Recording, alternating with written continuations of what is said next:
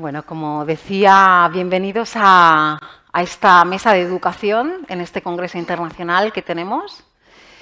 Vamos a presentaros nuestros trabajos. Yo voy a ser la primera en presentar. Soy Pilar Aguilera y estoy haciendo mi tesis doctoral aquí en la Universidad de Zaragoza. También estoy en la Universidad de Barcelona. Os voy a presentar un trabajo, un estudio de mi tesis doctoral. Luego vamos a tener a Carlos Rubio, que es el cofundador de Crecer Respirando, un programa que está en España, interesante sobre mindfulness y educación, y que tiene su comunicación sobre educación contemplativa, el impacto socioemocional, cognitivo y cerebral del programa Crecer Respirando en la escuela primaria. Y luego tendremos a Rodrigo Brito, que está haciendo su tesis doctoral en Nottingham, la Universidad de Nottingham, ha venido desde allá, y tendrá su presentación sobre desafíos de transitar desde una implementación instrumental a una integral de mindfulness en las escuelas. Creo que es muy interesante todo lo que tenemos que exponeros y bastante complementario, con lo cual vamos a dar comienzo con mi presentación.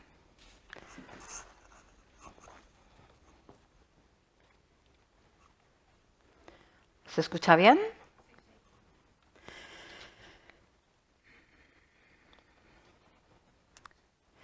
Bueno, en primer lugar, dar las gracias a todos los que estáis presentes y también al Congreso por invitarme a presentar los datos de este estudio que estoy realizando. En primer lugar, comentar que este es un estudio aleatorizado controlado con población de adolescentes en la educación secundaria y que pertenece a mi tesis doctoral, que la estoy haciendo aquí en la Universidad de Zaragoza, como os he comentado, con Javier García Campayo y Maite Navarro. Deciros que elegí la población de adolescentes porque yo originalmente soy profesora de educación secundaria, me siento muy comprometida con esta población y creo que tiene muchas necesidades de reducir su malestar psicológico y es por eso que quise arriesgarme para afrontar el reto de compartir con la comunidad adolescente.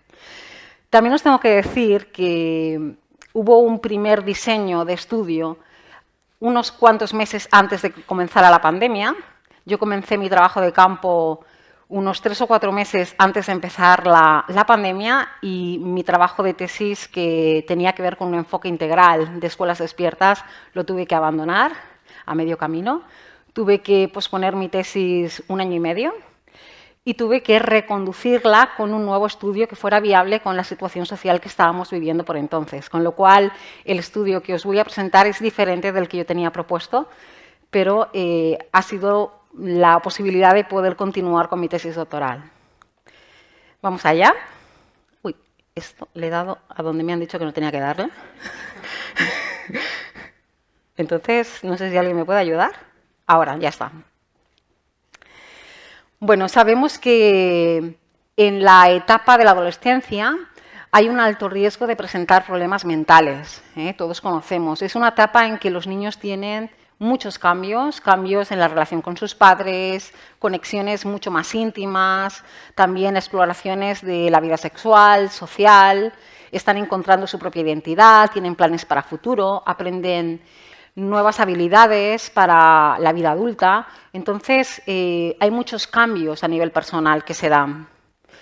La Organización Mundial de la Salud estima que 1 de cada 7 niños de edades comprendidas entre 10 y 19 años sufre de algún trastorno mental, como puede ser la depresión, la ansiedad, problemas de comportamiento, y esto al final termina en una enfermedad, muchas veces, o en una discapacidad que además cuando tienen problemas de violencia escolar, de bullying y experiencias negativas muy recurrentes, esto puede ocasionar malestar psicológico en la etapa de la adolescencia y que puede proseguir también en la adultez.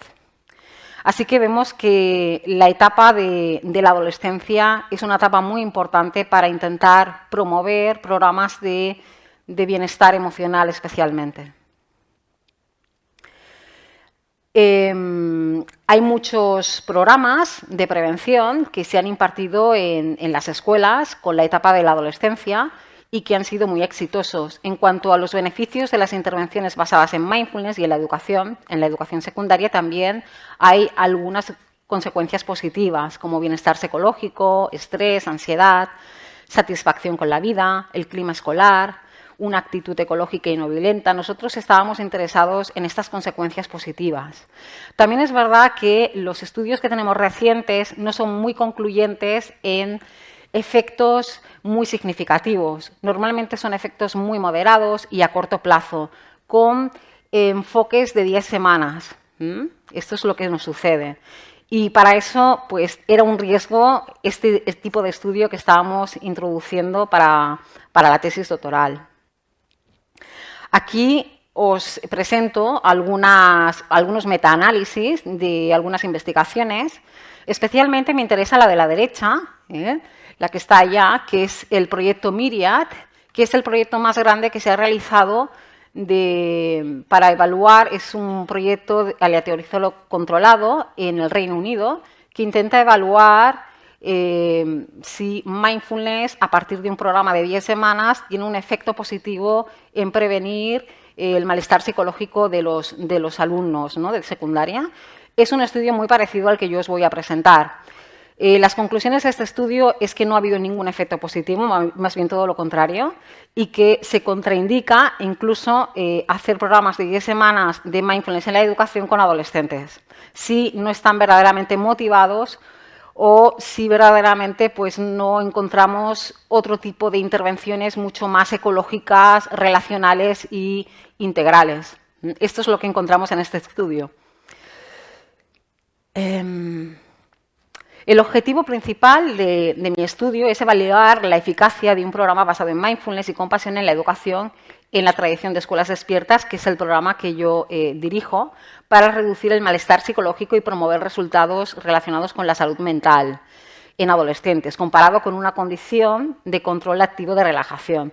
La hipótesis que tenemos es que van a haber reducciones estadísticas significativas en los niveles de malestar psicológico y en otros resultados también para incrementar la salud mental de los niños. La evaluación era de una preintervención inicial, luego la post y luego el follow-up, el seguimiento después de 6 meses. La muestra que teníamos era de 277 sujetos que estaban aleatorizados en un grupo de condición experimental que recibió la intervención de mindfulness y compasión y un grupo de condición control que recibió la intervención de relajación. Teníamos en cada grupo, en el experimental 141 y en el control 136. Había un porcentaje mayor de sexo masculino, pero estaba bastante equilibrado el grupo experimental y el control. La edad media de los niños era de unos 14 años aproximadamente. Casi todos eran de tercero de la ESO. Hubo solamente una clase de cuarto de la ESO, quiere decir que el 85% prácticamente de los estudiantes estaban en tercero de la ESO.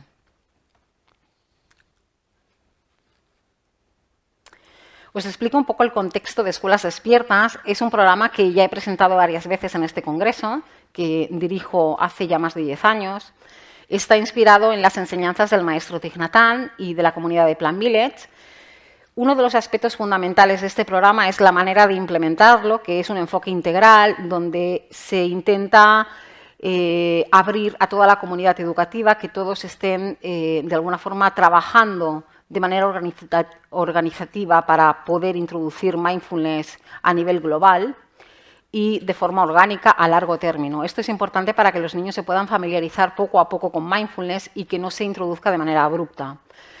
El objetivo es promover el bienestar psicológico, de manera resumida, la relajación y un ambiente compasivo para toda la comunidad escolar. Evidentemente, este enfoque integral no se puede llevar a cabo porque a nivel social no era viable en aquel momento. Estábamos todos con mascarillas, todo y que aún así tuve que posponer mi tesis un año, seguíamos con los grupos burbuja en las clases y teníamos mascarillas. Así que tuvimos que hacer un estudio aleatorizado controlado de 10 sesiones consecutivas semanales, que es como el proyecto Myriad, el mismo tipo de formato.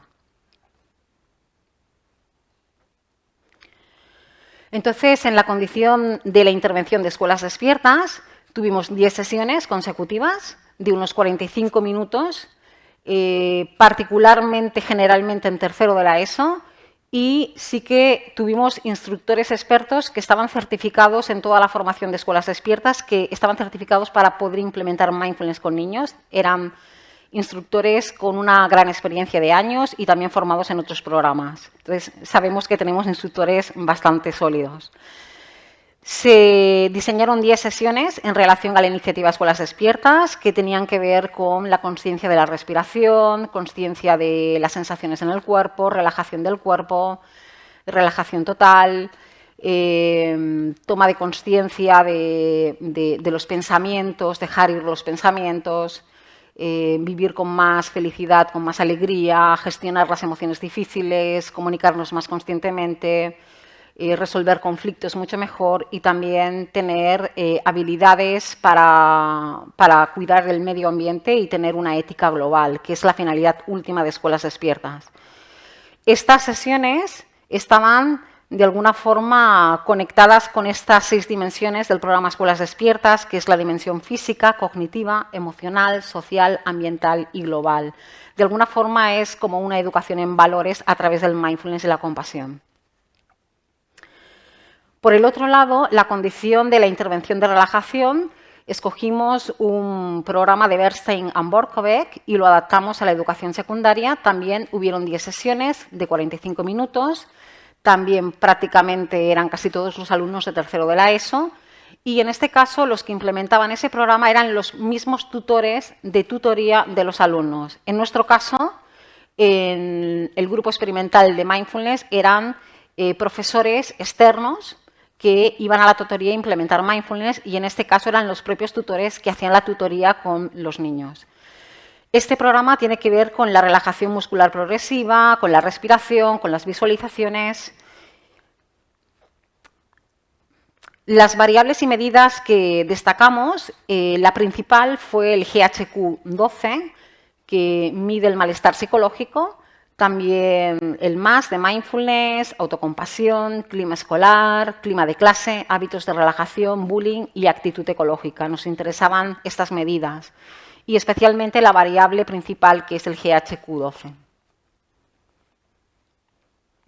En cuanto al procedimiento del estudio, yo me puse en contacto con todos aquellos profesores que habían recibido la formación completa de mindfulness para poder implementar con niños y que tenían una buena práctica de mindfulness. Y de todas las escuelas que se pusieron en contacto, pues escogimos aquellas que entre ellas tenían más afinidad o que había más cosas en común, más características en común. Luego enviamos una hoja de información con el estudio a la dirección, las familias firmaron el consentimiento informado, hubo una evaluación inicial para ver el diagnóstico de los niños en el primer momento, luego hicimos el proceso de aleatorización en 2 grupos, el control y el experimental, hicimos las intervenciones de relajación por un lado y de mindfulness y compasión por el otro lado, se evaluó el post y luego después de 6 meses se hizo un seguimiento. Luego se analizaron los datos, no os explico aquí porque es muy largo y tenemos un artículo que se va a publicar próximamente que lo tendréis más claro allá. En cuanto al resultado principal de malestar psicológico, el GHQ-12, se observa un efecto significativo en la postintervención. No es del todo significativo, es más bien moderado en el grupo experimental de mindfulness y a largo término, en el seguimiento, vemos que se mantiene ligeramente. No es un supercambio significativo, pero vemos un cambio que se puede apreciar. Esto es lo que sucede. Sin embargo, este cambio es más paulatino en el grupo control. Esto por un lado. Sin embargo, tampoco vemos muchísimas diferencias, aunque ha habido este cambio. En cuanto a los hábitos de relajación, también se observa un incremento en el grupo experimental, en el POS, y se mantiene ligeramente en el seguimiento. Pero pasa exactamente lo mismo, más o menos, con el grupo control. Ahora os voy a explicar un poco las percepciones de los resultados. El clima de clase, hay un deterioro en el grupo experimental. No esperábamos esto, pero verdaderamente lo que sucede es que se deteriora el clima escolar en el grupo experimental en contraposición con el grupo de relajación. En cuanto a mindfulness y también autocompasión, no afecta de ninguna manera al grupo experimental, se queda exactamente igual. pero sí que reduce los niveles de mindfulness en el grupo de relajación, en el seguimiento de 6 meses después. O sea que en el grupo de relajación disminuye los niveles de mindfulness. Vemos que en cuanto a los efectos en los resultados de la variable principal, sí que se redujo el malestar psicológico, el programa Escuelas Despiertas en los adolescentes en el posttratamiento y luego se mantuvo ligeramente en el follow-up. Vemos que los cambios son moderados y a corto plazo. O sea, lo mismo se encuentra en otros estudios similares como el de Dunning et al. De 2022, de que muchos artículos, muchos estudios de este tipo, también los resultados que se encuentran son moderados y a corto término. O sea, encontramos lo mismo. También ha pasado lo mismo en el proyecto Myriad, que no ha habido cambios sustanciosos a largo término. En cuanto a las variables secundarias, os explico las más importantes, las que hemos tenido algunos cambios. Sí que ha habido incrementos en los hábitos de relajación, en el grupo experimental, también en el grupo control, pero a lo mejor como los dos programas tenían contenidos de relajación, pues por eso ha habido incrementos en los dos grupos. Se puede dar eso. Los efectos del clima de clase, pues vemos que hay un deterioro en el grupo experimental. Y, bueno, nuestra percepción es que, a lo mejor, como teníamos instructores externos a la escuela, pues esto alteró un poco el clima de clase. Sin embargo, en el grupo de relajación, como eran los propios tutores que son los que tienen más familiaridad con los niños, pues posiblemente hizo que el clima fuera un poco más constante y equilibrado. Podría ser eso. Vemos que en mindfulness y autocompasión no afectaron al grupo experimental, pero sí que hubo una reducción significativa en el grupo de relajación. Hay estudios, como estos que están aquí abajo, que indican que a veces cuando hay un grupo control no hay más cambios en el grupo experimental que en el control en cuanto a niveles de mindfulness. También hay estudios que indican esto. Con lo cual os puedo decir que el programa Escuelas Despiertas ha conseguido algunos cambios a corto plazo y muy moderados, como otros programas actuales que se están haciendo actualmente, ¿no? Especialmente el proyecto Myriad del Reino Unido, que es el proyecto más grande que se ha realizado con adolescentes, que es el mismo tipo de estudio de 10 semanas y que los cambios incluso han sido contraproducentes, ¿no? Tenemos esta misma situación, muy similar, muy similar. Vemos que el formato de programas discretos, que yo le llamo discretos, como se le llama en el vocabulario inglés, de 10 sesiones de 45 minutos durante 2 meses y medio en la población de adolescentes, no producen cambios a largo término, porque verdaderamente los niños no tienen tiempo de familiarizarse con mindfulness. Entra mindfulness de manera muy abrupta, de forma que ellos incluso se estresan porque tienen que estar quietos con una práctica que es nueva para ellos cuando ellos están muy estresados y necesitan más movimiento.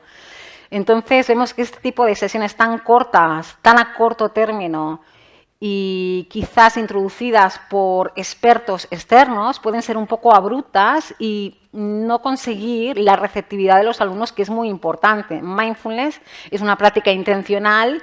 Si tú no tienes interés en los programas de mindfulness, tú no vas a tener la intención de meditar y, evidentemente, consecuentemente, no van a haber beneficios. Esto es lo que puede suceder. Entonces, vemos que un enfoque integral, orgánico y a largo término, como indica la concepción de Escuelas Despiertas, y como siempre hemos estado señalando, sería el enfoque mucho más orgánico, ecológico, relacional para los niños. Eso sí, es mucho más difícil de evaluarlo y implica mucho tiempo y muchos recursos, pero verdaderamente esto puede favorecer el clima escolar, promover la salud mental y además conseguir poco a poco, gradualmente, la receptividad de los adolescentes. Entonces, este aspecto también es muy, muy importante. Si no tenemos el interés de los adolescentes en hacer mindfulness, no van a haber cambios sustanciosos. Entonces, tenemos que indagar en qué les interesa. Tomar conciencia de diseñar modelos de estudio en que ellos formen parte y participen activamente en conocer qué prácticas les interesan. Hay prácticas que a ellos no les interesan, pero a lo mejor no porque no les interesen, sino porque no han tenido el tiempo de saber realmente qué es mindfulness, con lo cual entran en el programa, se dejan llevar, parece a veces que hay silencio en la clase, pero todavía no han acogido bien la comprensión de lo que es mindfulness. También es muy importante evaluar el impacto de la implementación, qué es lo que ha pasado en ese proceso. Conocer las variables que han sido exitosas, qué variables no han funcionado y que pueden estar creando una serie de efectos determinados. Eso es muy importante también, especialmente ya si hablamos de un enfoque integral. El profesorado interno de los centros es el que mejor puede introducir mindfulness porque conoce mejor a los alumnos, porque se siente más familiarizado con ellos. Y los profesores externos, que vamos a hacer 10 sesiones de manera abrupta, pues puede ser un poco más, crear más distancia, ¿no? Entonces ellos a lo mejor no se sienten tan movidos con este tipo de instructores. Y luego, verdaderamente, la situación de la pandemia en que todos íbamos con mascarillas, introduciendo actividades muy relacionales en que había miedo de tocarse, de interactuar con mascarillas, pues quizás esto no ayudó del todo a este tipo de metodología. Los nuevos desafíos, hay muchos desafíos actualmente, no solamente en mi investigación, en todas las investigaciones que se están haciendo con adolescentes, es encontrar formatos de intervención que sean interesantes para promover estos beneficios que son tan importantes de seguir trabajando por los adolescentes. Vemos que el formato de 10 semanas, de 45 minutos consecutivos, que además no se hacen consecutivas porque una semana los niños tienen una excursión, la otra tienen un examen, la otra hay una reunión, o sea que ni siquiera se puede ser fiel al diseño del estudio. Esto no funciona y no solamente este estudio, más estudios. O sea, lo que podemos conseguir son efectos muy moderados y muy a corto término que al final tampoco tienen ningún tipo de interés y que a ellos les resulta de manera abrupta y hace que no les guste mindfulness. Entonces, estamos promoviendo todo lo demás. Entonces, implicar a los adolescentes en la toma de decisiones de los programas. ¿Qué les interesa? ¿Qué quieren hacer? ¿Qué les gusta? ¿Qué prácticas les son más interesantes? Entonces, tenemos que conocer las percepciones del alumnado. Actualmente, ahora estamos haciendo una investigación para conocer las percepciones del alumnado de secundaria, para saber qué prácticas les han gustado, qué no les han gustado, cómo les gustaría recibir mindfulness, si lo creen que es interesante introducirlo en las escuelas, si no es interesante, si es beneficioso, si no lo es. Y creo que esto nos puede dar muchos datos de cómo hacer intervenciones en el futuro. Y luego, pues, implementar y evaluar de manera apropiada los enfoques integrales, que es todo un desafío. Es muy costoso a nivel de tiempo, de recursos, a nivel económico. Y esto yo creo que, por lo menos dentro del programa Escuelas Despiertas, queremos ir en este camino. Hay otras maneras también de hacer, quizás hacer programas en momentos puntuales en que ellos tienen exámenes. Esto a lo mejor les puede parecer interesante, pero desde el enfoque de Escuelas Despiertas y más enfoques se ve que un programa más integral, más respetuoso, más relacional, a largo término, donde ellos tengan tiempo de familiarizarse, donde puedan practicar en el día a día, puede ser mucho más gozoso, lo pueden disfrutar mucho más y al final vamos a tener efectos mucho más interesantes. Y ahora, pues muy próximamente vamos a tener esta publicación, que es Applying a School-Based Mindfulness and Compassion Program, Escuelas Despiertas in Spanish Secondary Schools to Reduce Psychological Distress in Adolescents. Este es el próximo artículo donde vais a encontrar toda esta investigación que os estoy presentando con más detalle. Y bueno, pues para finalizar, lo dicho, que hay que seguir haciendo intervenciones basadas en mindfulness con adolescentes, pero de una manera mucho más humilde, más respetuosa, con la aprobación de todos los niños, más a largo término, más integrales, haciendo prácticas donde ellos puedan expresar qué les gusta, qué no les gusta, hacer prácticas de 10 semanas de manera consecutiva no tiene efectos verdaderamente duraderos. Esto es lo que tenemos que saber. Gracias a todos por escucharme.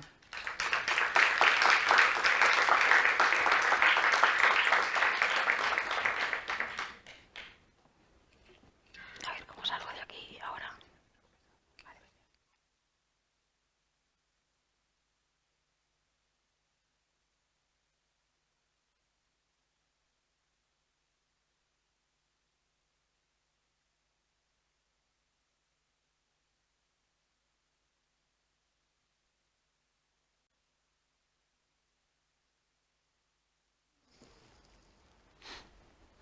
¿Se me escucha?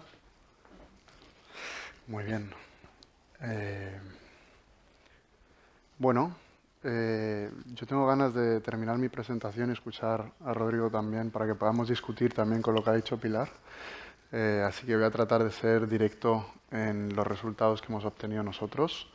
Yo soy Carlos García Rubio y hice mi tesis doctoral sobre mindfulness en educación y pertenezco al equipo de Estrella y Salud de la Universidad Autónoma de Madrid y también a Nirakara Lab en la Universidad Complutense. Y este programa que voy a presentar pues lo hicimos junto a Teo Luna desde una organización que se llama Suka Mindfulness. Y la presentación se llama Educación Contemplativa, el impacto socioemocional, cognitivo y cerebral del programa Crece Respirando en la escuela primaria. Así que me voy a focalizar más en niños que en adolescentes, es decir, antes de los 12 años.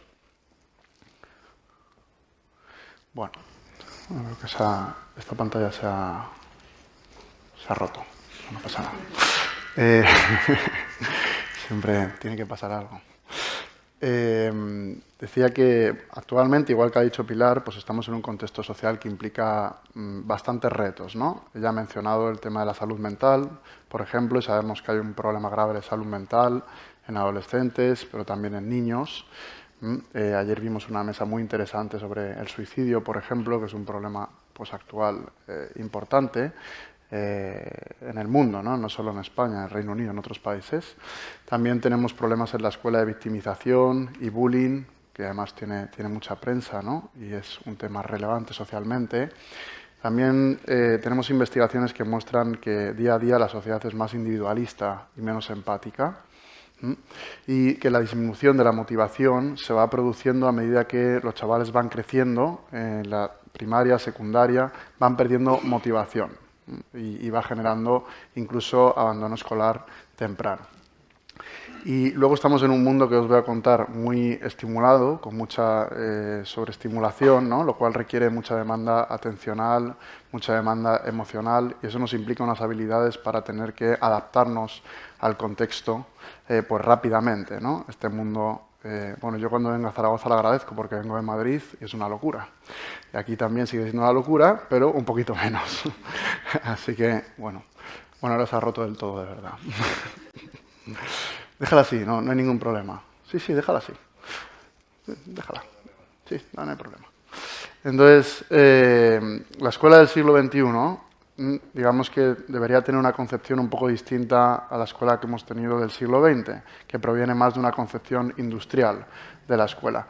Y hoy en día sabemos que la escuela del siglo XXI tiene por propósito no solo el desarrollo de conocimientos, sino también el desarrollo, pues todo lo que tiene que ver con lo emocional, con lo académico, con lo cognitivo, con lo ético, un poquito también como Pilar nos ha dicho. Pero hay un componente fundamental que es el desarrollo de habilidades socioemocionales, que en la investigación sale por doquier, que va a promover después un mejor rendimiento académico. Y siempre nos centramos en lo académico y nos olvidamos mucho de lo socioemocional. Incluso organizaciones como la OCDE ya lo incluye, ¿no? Dice, es importante para tener una buena vida el desarrollo de habilidades socioemocionales en la escuela. Así que necesitamos iniciativas que traten de promover esto a través del currículum, es decir, metidas en el currículum, ¿no? Insertadas en el currículum escolar. Y aunque es algo que la ciencia sabe mucho, generalmente no está tan integrado. Es como lo que llamamos the missing piece en inglés, dicen la pieza ausente. ¿Por qué? Porque lo sabemos que sale consistentemente así, pero no llegamos a incluirlo o lo incluimos de forma transversal sin realmente darle un espacio o sin darle formación a los profesores para poder llevarlo a cabo. Entonces, ¿qué pasa con mindfulness en la educación? Bueno, esta es una gráfica que muestra el número de publicaciones científicas que ha habido en mindfulness en los últimos años, la habréis visto, veis esa exponencial, pero de todos esos estudios, solo más o menos un 1% pertenecen a intervenciones basadas en mindfulness en la escuela, es decir, que es algo bastante reciente, a pesar del estudio Myriad, que han mencionado que es muy masivo, pero la investigación que hay sobre mindfulness en educación es escasa en comparación con la totalidad de mindfulness que hay, de investigación en mindfulness que hay. Entonces requerimos de más mindfulness, más investigación de mindfulness en educación para saber qué está pasando realmente, porque el interés social está por encima realmente de la investigación que hay. Desde ese punto de vista es que llevamos a cabo estos estudios Y como ha dicho Pilar, pues hay resultados que pueden ser prometedores pero mixtos, discutiremos de ellos posteriormente, y hay mucho más hecho en adolescentes que en niños. En adolescentes hay bastante más investigación que en niños más pequeños y sobre todo también en contextos que no son hispanohablantes, ¿no? Contextos, por ejemplo, como Estados Unidos, Australia, en contextos como el Reino Unido, pero en España todavía no hay tanta investigación al respecto.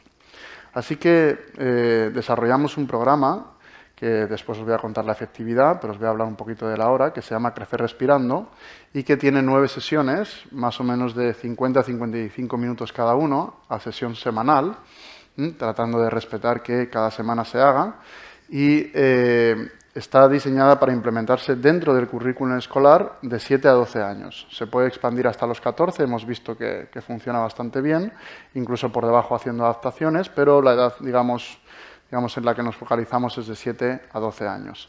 Y lo que hacemos es 3 intervenciones que tratan de ir más dirigidas a promover todo lo que tiene que ver con la regulación atencional. Y en base a eso llevamos a cabo otras 3 sesiones y medias que tienen que ver con la autorregulación de sensaciones, de pensamientos, de emociones, con una base atencional más sólida. Es decir, empezamos por la atención y una vez que tenemos más noción de cómo redirigir la atención y focalizarla en el presente, empezamos a ver cómo podemos relacionarnos con pensamientos, emociones, sensaciones.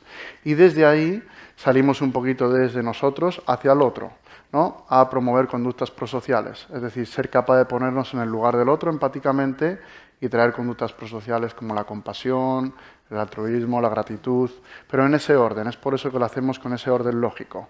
¿Sí? Primero regulación atencional, después autorregulación de pensamientos, emociones, sensaciones y después salimos de nosotros para ser capaces de trascendernos, ¿no? Y empezar a llevar a cabo una conducta consciente, ¿no? Una respuesta consciente que nos permita ser empático, compasivo, con conductas prosociales hacia el otro. Y al final hacemos una sesión resumen, ¿vale? Y más o menos son 9 sesiones, en algunas ocasiones lo extendemos a 10, incluyendo también una sesión más en el módulo de amabilidad.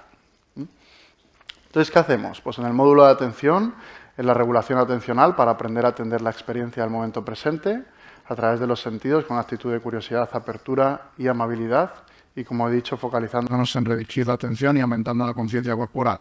Esto lo hacemos a través de prácticas como mindfulness en los sonidos, mindfulness en la respiración, movimiento consciente, exploración corporal, espacio de respiración breve.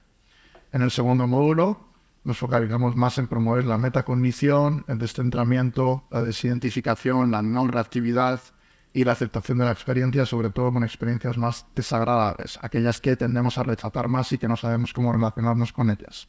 Y lo hacemos a través de prácticas como la comida consciente, mindfulness en los pensamientos, en las emociones, el bote de la mente, que nos habéis visto, reaccionar versus responder, y también el buen trato hacia uno mismo, es decir, en mindfulness en las emociones incluimos el componente autocompasivo.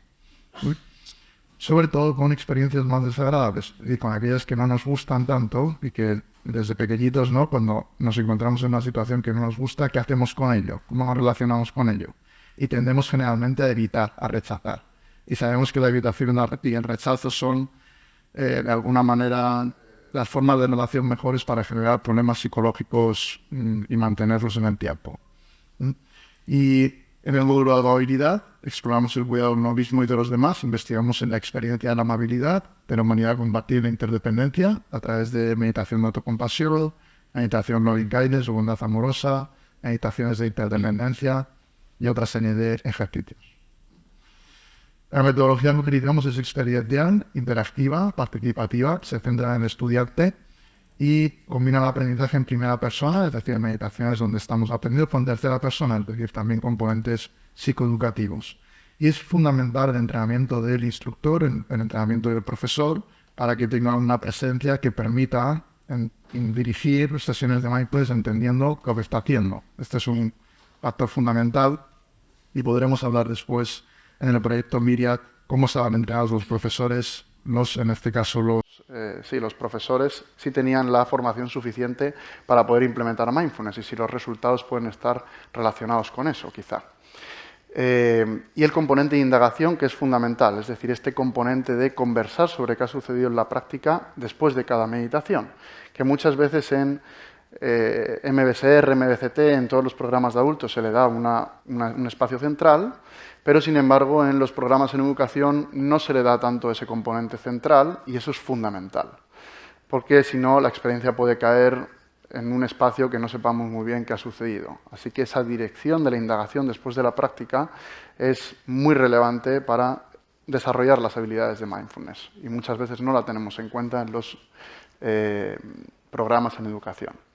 La infancia media especialmente es una época que engancha muy bien, de 7 a 12 años, con lo que son las habilidades de mindfulness. ¿Por qué? Porque es una época en la cual se desarrollan capacidades metacognitivas, autoconciencias, capacidades autorreflexivas, se desarrollan más las capacidades de autorregulación, las funciones ejecutivas, la regulación emocional y también las habilidades relacionales. La amistad toma una importancia central.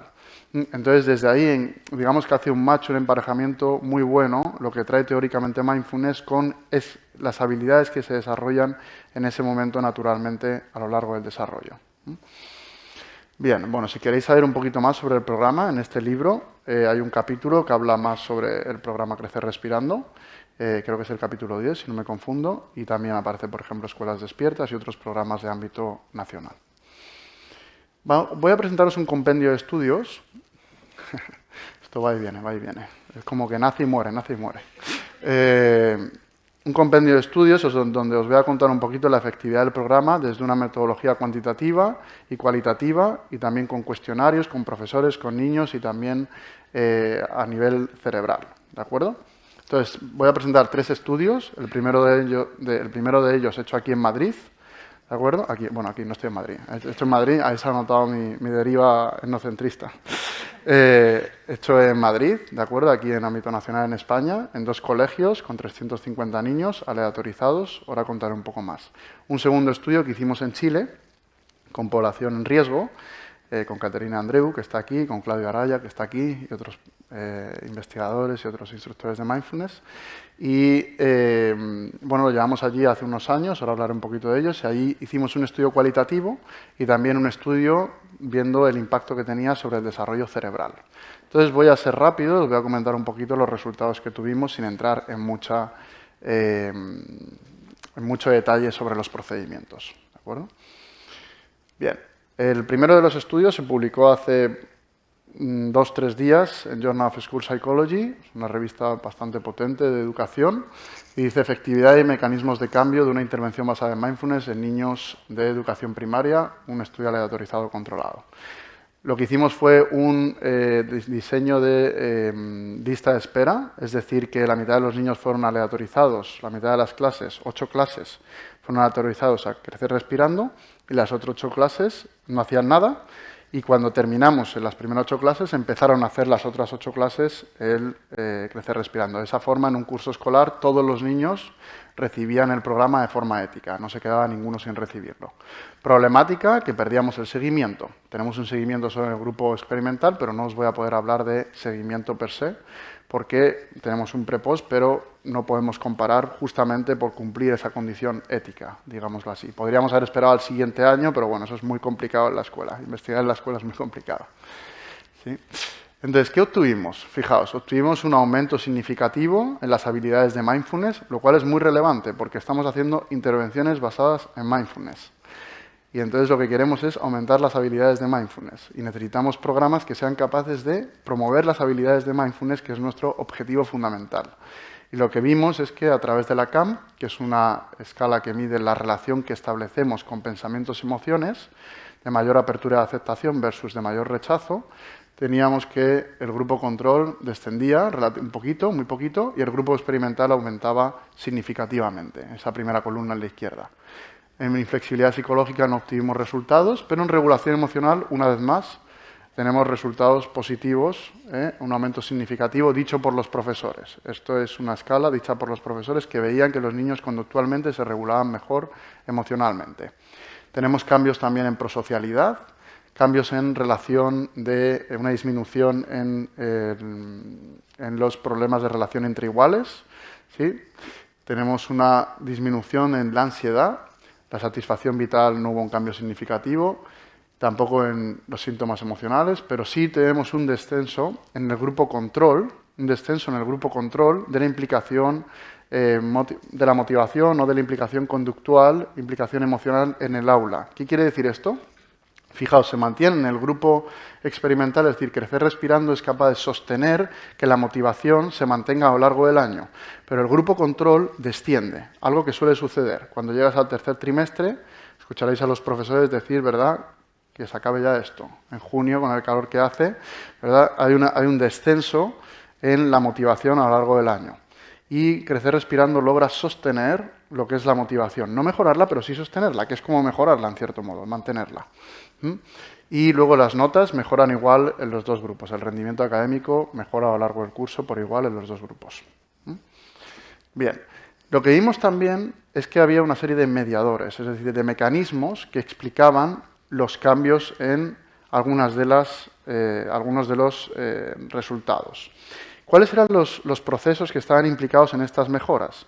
Lo que queríamos ver es si mindfulness podría ser un proceso implicado y si la regulación emocional podría ser un proceso implicado. Y lo que vimos es que las mejoras en inflexibilidad psicológica y en ansiedad estaban mediadas, es decir, estaban explicadas por los incrementos en mindfulness. Es decir, mejorar las habilidades de mindfulness lleva a una reducción en ansiedad. Ahí tenemos un proceso implicado. Las mejoras en regulación emocional llevaron a mejoras en problemas de relación, en prosocialidad y en la implicación en el aula. Es decir, que sabemos que dos procesos implicados que subyacen a las mejoras de Crecer Respirando, de una intervención basada en mindfulness, es la mejora de mindfulness y la mejora de la regulación emocional. Y no suele haber muchos estudios que estudien estos procesos mediadores, sino que es más bien pues, la foto de principio y final. ¿Vale? Los tamaños del efecto fueron pequeños, es decir, que el impacto no fue muy elevado, pero si nos vamos a ver cuál es el efecto que tuvo realmente en el contexto, a través de un índice que utilizamos, del Lau3 de Cohen, dice, si un estudiante promedio del grupo control hubiese participado en el programa Crecer Respirando, hubiera mostrado un 16% de mejora en mindfulness disposicional, 15% de regulación emocional, 14% en implicación emocional, 11% en implicación conductual y 9% en prosocialidad.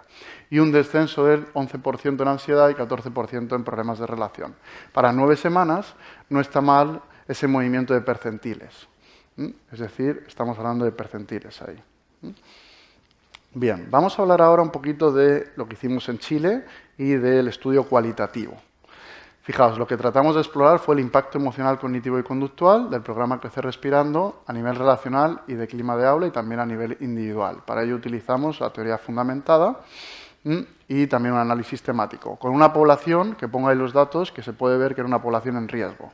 Si os fijáis, veis la estructura familiar y también el ingreso en meses de cada familia, pues podéis ver, por ejemplo, que solo el 7,1% de esa muestra ganaba más de $1.000 en estructuras familiares que a lo mejor tienen 4 miembros, 3 miembros, 5 miembros. Y Santiago de Chile es una ciudad tan cara como casi, no sé si tanto, pero sí, gracias, casi como Madrid, ¿no? O sea, una ciudad bastante cara. O sea, que os podéis hacer una idea si tuviésemos que sobrevivir 4, por ejemplo, con $1.000. Pero $1.000 solo el 7,1, porque ahí tenemos 42% entre 400 y $680. ¿Vale? O sea que haceros una idea de eso. Vale, ¿qué vimos en el análisis temático? Vimos que los niños hablaban de mayor autoconciencia, de conciencia corporal y autocuidado del cuerpo, de tranquilidad y calma, de reconocimiento y regulación emocional, de dejar pasar pensamientos, de mejor trato hacia sí mismos y los demás, de clima de clase más respetuoso y prosocial y de transferencia al contexto familiar. Voy a poner algunos ejemplos. Aquí sí que no lo voy a poder leer, pero lo voy a leer allí. Dice, autoconciencia, que eso también me ayudaba porque me daba cuenta de mis sentimientos, lo que sentía y mis pensamientos, y ahí me daba cuenta y me calmaba. Conciencia corporal, yo miraba mi cuerpo y empezaba a calmarme, es sobre sentir el cuerpo. Me gustó cuando hicimos todas las prácticas de sentir todas las partes de nuestro cuerpo. Tal vez cuando estás angustiado o enojado ni siquiera las sientes. Cuando comenzamos a hacer este programa nuestros cuerpos comenzaron a relajarse y sentirnos partes de él sentir partes de él que nunca había sentido. Yo me caía y me daba lo mismo, no me limpiaba ni nada. Y ahora si me caigo me limpio bien, porque como que siento que mi cuerpo también importa. Bueno, veamos aquí. Dice, mindfulness me sirvió para tranquilizarme. Estos días no peleé tanto, cuando me pongo enojado y quiero pegarle a alguien que me molestó, yo antes de hacerlo ya respiro y no lo hago. Es que yo antes era impulsivo, pero con el taller ya ahora siento que tengo que hacer y pensar las cosas antes que hacerlas. como que con las emociones, como cuando yo estaba con rabia, me venían, así como todas las emociones juntas. Y yo tenía que hacer algo que no tenía que hacer algo así como impulsivo. Pero ahora con el taller estoy así, ya tengo una emoción de rabia y la dejo pasar. Empiezo a decir qué tengo que hacer para quitarme la rabia. Respirar puede ser, hablar con alguien, desahogarme de lo que tengo, pero así como dialogando, no peleando a golpes, o tú me hiciste esto, yo te hice esto. No, así no. Respirando y con las emociones, como que la respiración, el ancla de la respiración me ha ayudado más de la cuenta de lo que me debería ayudar, me ayudó demasiado. Bueno, veis, ¿no? Este tipo de comentarios. Bueno, y también hablan de mejor trato hacia sí mismos, mejor trato hacia los demás. Lo voy a pasar para llegar donde quiero llegar. Bueno, y del impacto de la clase, un mejor impacto de la clase, como se ve también en los resultados de antes, de la implicación emocional y conductual, y además hablan de una transferencia al contexto familiar, que antes le respondía muy mal a mi mamá, ahora ya no lo hago. Sí, cuando me enojo con mi hermana a veces, porque me echa la culpa, a veces como que me dan ganas de tirar todo al suelo, me da mucha rabia y angustia, y empiezo a respirar profundo y me empiezo a decir, ya, va a pasar. Siempre me pasa esto. Respiro y se me va pasando y sigo con las cosas que estaba haciendo. Bueno, vimos que había un cambio desde un ciclo que tiene que ver más con la reactividad a un ciclo que tiene más que ver con la autorregulación. Es decir, un cambio de la experiencia que me permitía autorregularme. Estos mismos resultados los hemos visto también a nivel cerebral. Os voy a explicar un poquito. Lo publicamos hace poquito tiempo en una revista que se llama Developmental Science, que es una revista bastante importante. Y, bueno, lo hicimos en Chile porque Chile es un país que tiene mucha desigualdad y Chile es un país donde las trayectorias de desarrollo se pueden alterar fácilmente desde edades tempranas. Porque hay niños que van a colegios, digamos, como muy buenos y otros que van a colegios pues no tan buenos. Entonces eso hace que desde pequeñitos ya haya un gap muy grande en la trayectoria de desarrollo. Y lo que queríamos ver es si podíamos, de alguna manera, pues alterar, ¿no?, sucintamente esa trayectoria, pensar si Mindfulness podría ayudar de alguna manera en esa dirección con un programa cortito y de forma, pues, digamos, no tan impactante, pero para ver si podía haber algún tipo de impacto, ¿no? Y lo que vimos fue en este colegio en Cerrillos, que es un barrio de Santiago de Chile, en una escuela de alta vulnerabilidad social, un 78%, niños cuarto y quinto de primaria, y tomamos datos en 24 niños en el grupo experimental y 22 niños en el grupo control con el EEG, ¿vale? Es decir, con el casco este que veis. Y lo que hicimos fue, bueno, voy a pasar esto. Bueno, los resultados en cuestionarios, una vez más vimos la mejora en mindfulness, al igual que en el otro estudio. O sea, se repitieron estos resultados. Y además los profesores dijeron que había una mejora en función ejecutiva y también los propios niños dijeron que había una mejora en función ejecutiva, ¿vale? Y eso va a coincidir de alguna manera con los resultados que voy a mostrar acerca del cerebro. Lo que hacíamos es poner a los niños en una tarea que se llama Go No Go, donde tú vienes dando a una tecla todo el rato, ¿vale? Y a veces aparece un estímulo donde tú le dices al niño no le des, ¿vale? Aparecen letras y ya en una de las letras le dices al niño, cuando aparezca esta letra, que en este caso es la M, la N, la W. Cuando aparezca la W, no vayas, ¿vale? Cuando aparezca la W, tú no le des. Pero claro, el niño viene dándole. Y de repente le aparece la W y tiene que inhibirlo. Lo que estamos midiendo ahí es el control inhibitorio, ¿vale? Queremos saber si es capaz de inhibir esa reacción que viene haciendo. Y al mismo tiempo miramos qué pasaba en el cerebro. Y sabemos que generalmente en el cerebro suceden cosas cuando eres capaz de no reaccionar impulsivamente de esa manera. En concreto lo que se ve es una onda que se llama P300, es decir, que aparece 300 milisegundos después en una zona determinada, así como por encima del cerebro, ¿sí?, como este área. Y lo que se suele ver es que cuando tú eres capaz de inhibir esa onda, pues se hace más grande, ¿vale? Se hace más grande en amplitud, ¿de acuerdo? Entonces, si os fijáis, aquí en la izquierda tenemos el control pre y el control post en la derecha, mindfulness pre en la izquierda, mindfulness post, y lo que veis es un efecto significativo. Si veis las gráficas, veis que del control pre al control post, ese punto que veis, que es el azul, ¿verdad?, que une la línea roja, esa es la P300, es decir, que aparece esa onda en nuestro cerebro, en ese área, 300 milisegundos después de inhibir, ¿vale? Y lo que vemos es que en el grupo de mindfulness la amplitud es mayor. ¿Lo veis que crece en el post? Vale, eso nos está indicando un correlato neuronal de control inhibitorio. Nos está indicando que de alguna manera son capaces de inhibir esa respuesta de forma más eficaz.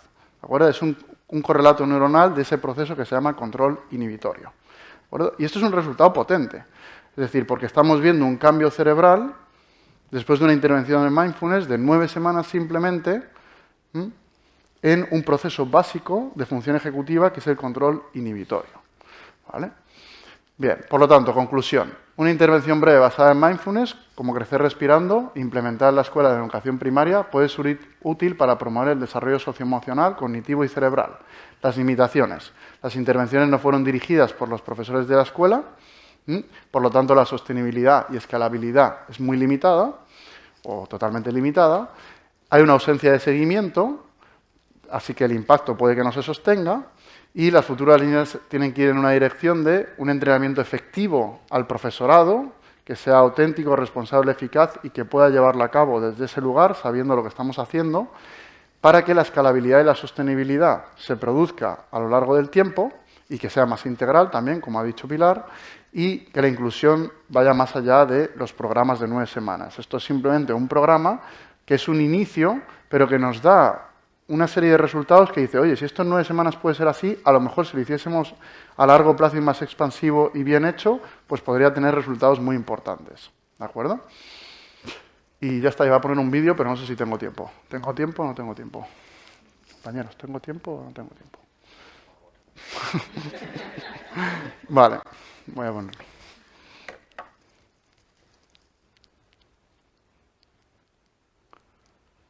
Esto que acabo de hacer yo es como lo que me hicieron ayer a mí. Como no sé, a esperar y ver las cosas de otra forma. Cuando estoy nervioso, a tranquilizarme. Te ayuda a no ser tan compulsivo y a llevarte mejor con los demás. Cuando estoy nervioso, paro, respiro hondo y ya me siento mejor. La concentración, cuando estoy haciendo algún examen, cuando voy a hablar con una persona. A saber controlar mi rabia, o sea, cuando me insultan o me pegan, no reaccionar tan impulsivamente, no reaccionar en el acto, sino saber controlarme y esperar a luego cuando esté más tranquilo. Ahora es como que te pones en el cuerpo de la otra persona. Antes no prestaba tanta atención en lo que le pasaba a los demás, sino en lo que me pasaba a mí. Situaciones en las que alguien te hace algo, te pasa algo, tú estás a punto de gritar. A veces me habla y me molesta lo que dicen. Tengo ganas de gritarla. No actuar impulsivamente, mirar los sueños, aunque sean feos, y dejarlos pasar. Y concentrarse sobre todo. Que relajas el cuerpo y a la vez la mente. O sea, es como un 2x1, por decirlo de una manera. Fue bueno porque aprendí a relajarme y a tranquilizarme en situaciones que no sabía controlar. En caso de que las emociones vengan muy fuertes, tenemos que dejarlas pasar y esperar que ellas entren y que después ellas solas se vayan y aprender a mantener la calma respirando. Porque yo a veces no me gustaban los pensamientos que tengo, pero y no los quería ver nunca más, pero con el taller aprendí a dejarlos pasar. Aprendí a tranquilizarme porque el profesor nos hacía respirar y pensar las cosas que hacíamos. Entonces yo antes a veces decía las cosas sin pensarlas y ahora las pienso antes de decirlas.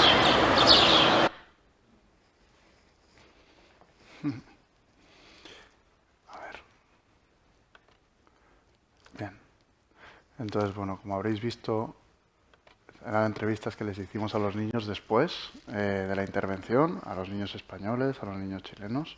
Y bueno, como escuchamos decir una vez, ¿no? En una comida, mi compañera Katia Andreu y yo, que estábamos con Philip Boldín, que luego tiene aquí una charla, él nos dijo, la ciencia es una cosa de equipo.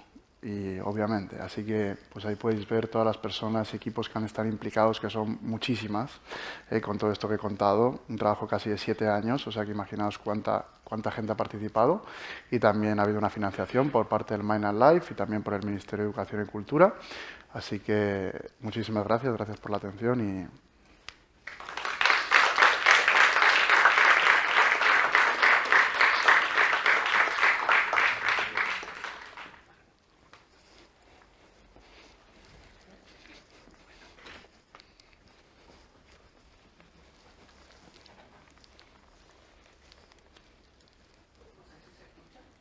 No se escucha. ¿Ahí sí? Perfecto. Bueno, tengo como la suerte y la mala suerte. Tengo las dos caras de la moneda. La buena suerte de venir al final de las maravillosas presentaciones de Pilar y de Carlos, porque complementan muy bien. Yo voy a ofrecer un poco la perspectiva de los profesores ahora, ¿no? Aquí hemos visto la perspectiva de educación primaria, secundaria, y yo voy a complementar eso con la percepción que tienen profesores del Reino Unido que implementan mindfulness sobre los actuales programas. Esa es la buena suerte. La mala suerte es que la ciencia dice que nuestra atención dura más o menos entre 30 y 40 minutos y justo me tocó la parte donde su atención ya probablemente ya va como en picada. Entonces, vamos a ver cómo lo hacemos para mantener la motivación arriba, ¿no? Yo soy Rodrigo Brito, soy chileno, pero estoy haciendo un doctorado en la Universidad de Nottingham en Reino Unido. Ya en la etapa final, en la parte de escribir la tesis, ¿no? Esa parte interminable de los doctorados, ¿no? Y mi trayectoria ha sido siempre como psicoterapeuta y como académico de escuelas de psicología, y desde hace ya algunos años he estado en transición hacia la educación. Yo creo que un hito para mí fue conocer el pensamiento de Claudio Naranjo, no sé si lo conocen, ¿no? Particularmente cuando leí su libro Cambiar la educación para cambiar el mundo, fue como, dije, aquí hay algo que yo no estaba viendo y a lo que me quisiera dedicar, digamos. Entonces, lo que les voy a presentar es una parte, ¿no? Algunos resultados de la investigación doctoral que he estado haciendo en Reino Unido. No me voy a quedar tanto en la parte metodológica y en la parte, quiero pasar más a la parte reflexiva final, ¿no? Pero el tema es este, ¿no? Los desafíos de transitar de una implementación instrumental a una integral de mindfulness en la escuela. Hemos visto en ambas exposiciones previas que esto es un súper desafío y que esto está en pañales no solo en la investigación, sino que está en pañales también en la implementación, porque representa desafíos muy potentes, digamos, cómo hacer una implementación integral. Voy a tratar de ofrecer una reflexión sobre eso.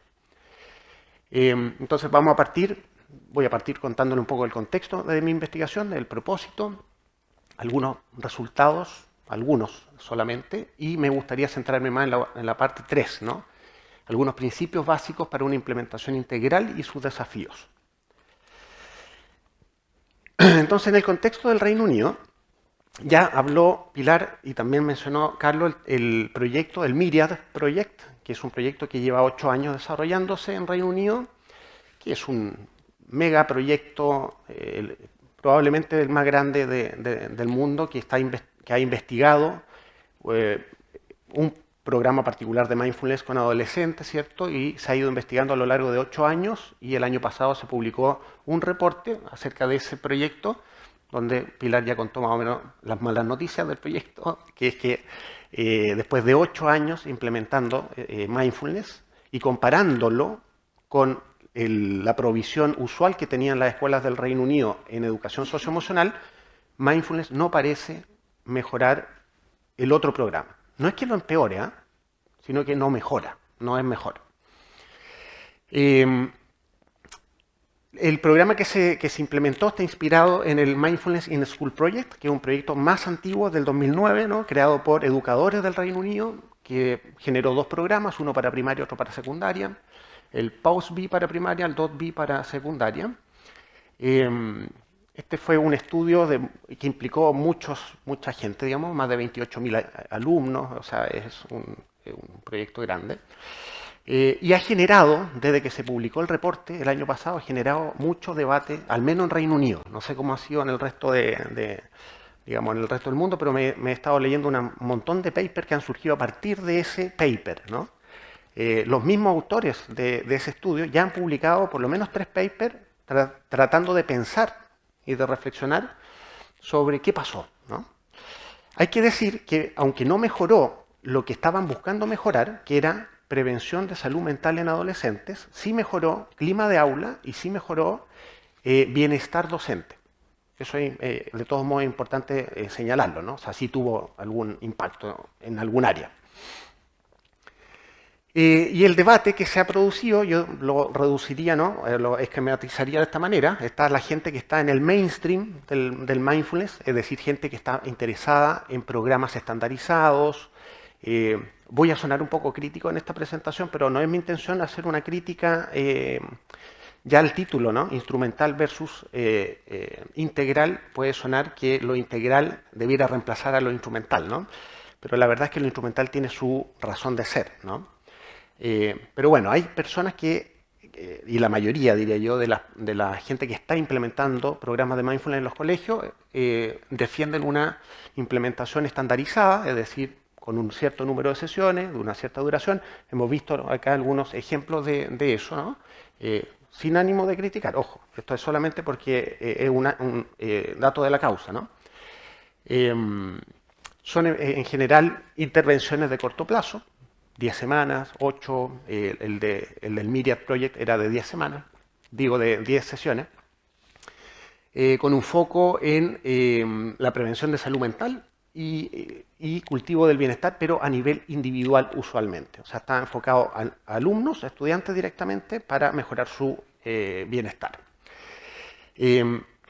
La otra perspectiva, crecientemente hay un grupo de académicos que están proponiendo una... quedó cortada la última. Bueno, que está proponiendo una perspectiva más crítica respecto de ese tipo de intervención, que tiene que ver con una implementación que sea más sistémica, que sea evolutiva en el tiempo, no que tenga un número determinado de sesiones, sino que esto es como sembrar una semilla dentro de un colegio y que eso empiece a crecer sin un tiempo predeterminado, ¿no? Lo que pasa es que eso no es fácil de hacer, habría que preguntarse cómo se puede hacer algo así, con un foco más bien relacional y con un foco más bien en un concepto que se ha ido creciendo en importancia, diría yo, en educación y en mindfulness, que es con un foco puesto en el florecimiento individual y en el florecimiento interpersonal e institucional también, ¿no? Sobre mi investigación, el propósito fue explorar cuál es la percepción que tienen los profesores del Reino Unido. Es una muestra pequeña de 15 profesores, algunos de Inglaterra, otros de Gales. ¿Cuál es la percepción que tienen sobre los programas actuales, como por ejemplo el del Myriad Project? Y luego, en el camino, ¿no?, surgió este otro objetivo que no estaba pensado desde el principio, que es preguntarle a ellos mismos y hacer entrevistas y focus group para ver cómo ellos pensarían o cómo se les ocurriría hacer una intervención o una implementación más integral. Entonces tiene dos patas la investigación, ¿no? Yo me voy a centrar más en la parte integral que en la parte instrumental, como la llamo yo acá. La metodología, bueno, tiene epistemológicamente, estoy parado en esta investigación en una aproximación hermenéutico-constructivista y enfatizo lo hermenéutico por sobre lo constructivista, en el sentido de que está basado en conversaciones con profesores, y está basado en mi propia experiencia personal y está basado en mi propia reflexión sobre esa conversación con los profesores, y eso está plasmado en los resultados de la investigación. Está informada esta investigación por algunas ideas claves de investigación-acción. No es propiamente una investigación-acción porque no pretende hacer algo en la escuela, pero sí tiene un elemento interesante, que es que generamos con estos profesores una especie de guía general para una implementación integral. Y eso potencialmente puede tener un efecto, digamos, de acción, ¿no? O de inspirar una acción en los colegios. Hay una idea que a mí me interesó mucho de seguir en esta investigación, que en vez de, porque la investigación-acción suele usar la idea de lo iterativo, ¿no? De lo iterativo, es decir, de seguir círculos, ¿no? Completar un círculo y luego volver a hacer el círculo, ¿no? De planificación, acción, reflexión, acción, ¿no? Y esa idea me empezó a parecer que es como que encajona mucho en la investigación, ¿no? Y me encontré con un autor que es un antropólogo, Tim Ingold, que plantea la idea de investigar fenómenos desde una perspectiva itinerante. Itinerante es, vamos viendo qué pasa en el camino, ¿no? vamos viendo si es que vamos por aquí, por acá, va dependiendo de cómo se va dando los procesos previos, es decir, sin un objetivo de antemano, ¿no? Y fue más o menos lo que traté de hacer con este grupo de profesores. Y el análisis lo hice basado en el análisis temático, ¿no? Que ya lo hemos visto, que ha aparecido en varias investigaciones que se han presentado acá, ¿no? 15 participantes, 15 entrevistas, 4 focus group con 6 profesores. Fueron 4 focus group de 2 horas y media cada uno, donde básicamente nos dedicamos a construir juntos lineamientos generales para una implementación integral, desde la mirada de ellos, de los profesores. Entonces, algunos resultados. Está como todo descuadrado en mi presentación, pero bueno. Como resultado del tema, en mi computador se veía muy bien, ¿eh? Lo que pasa es que no sé qué pasó acá. Como resultado así grueso del análisis temático, las derivadas de las entrevistas, esto solo para que sepan nomás que hay un método detrás de lo que les voy a decir. De las entrevistas derivaron 96 códigos, 10 temas, 37 subtemas. Cada uno de esos temas y subtemas son por sí mismos para explicar un montón de cosas muy interesantes. Yo me voy a enfocar en la parte, en el derivado de los focus group. De ahí surgieron 102 códigos, 7 temas, 34 subtemas. Y de ahí solamente me voy a quedar con una parte específica de eso, que son algunos lineamientos para una implementación integral, que los dividimos en dimensiones, 3 dimensiones básicas. Si uno quisiera armar como una guía, uno diría, una primera parte sería condiciones contextuales, que implica esos 2 temas, marco de políticas educacionales, ellos lo plantearon los profes, como algo relevante, es decir, no se puede hacer una implementación integral en un colegio si no está amparado por una política pública que permita eso. Por ejemplo, ustedes mismos lo mencionaron, tiempos para eso. ¿Sí? Es decir, que el marco político, educativo, se tome en serio este tipo de cosas y lo introduzca de una manera explícita, ¿no? Reconozca que haya un tiempo para este tipo de implementaciones. Requerimientos de la escuela sería un segundo tema importante dentro de estas condiciones, ¿no? Luego vendría un segundo nivel que es de principios claves de una implementación integral. Propósitos, voy a hablar sobre eso sobre todo, cuáles serían los principales propósitos de una implementación integral, modos de implementación y aspectos sensibles o desafíos, que también me voy a detener ahí un poco. Y la última parte, estrategias claves, se divide en 2 grandes temas, qué hacer y cómo hacerlo. ¿Sí? De eso no voy a decir nada hoy día, digamos, ¿no? Porque no alcanzaría. Entonces, principales resultados acerca de los propósitos de la implementación actual. ¿Qué es lo que ven los profesores que están implementando Mindfulness sobre los actuales programas que se están implementando en Reino Unido? Estos son los 4 principales propósitos. Que los alumnos aprendan a lidiar con dificultades, ¿sí? Mejorar el comportamiento del alumnado, mejorar el aprendizaje de los alumnos, mejorar la salud física y mental del alumnado. Es decir, enseñar básicamente herramientas y actividades para realizar con los estudiantes. Entonces, cuando uno mira los programas del Reino Unido, lo que uno ve es básicamente están súper estandarizados. Entonces, al profesor le pasan un PowerPoint, no le estoy exagerando, digamos un PowerPoint, donde vienen todos los temas y todas las actividades que tienen que hacer con los alumnos. Es decir, un profesor podría no formarse en Mindfulness y pasar el PowerPoint. Ahora, la mayoría de los profesores los forman un poquito, 3 días, 4 días, una cosa así, y luego los ponen a enseñar en el aula Mindfulness, ¿no? Con digamos, PowerPoint. Para lograr esto, básicamente. Si se fijan, son objetivos bastante focalizados en lo individual y básicamente tienen como núcleo, en última instancia, el rendimiento académico. O sea, si uno mira bien, lo que está de base es que les vaya mejor en lo académico a los alumnos. Algunos extractos de los participantes, no me voy a detener mucho en ellos porque si no se me iría todo el tiempo en esto, pero fíjense las palabras claves, ¿no?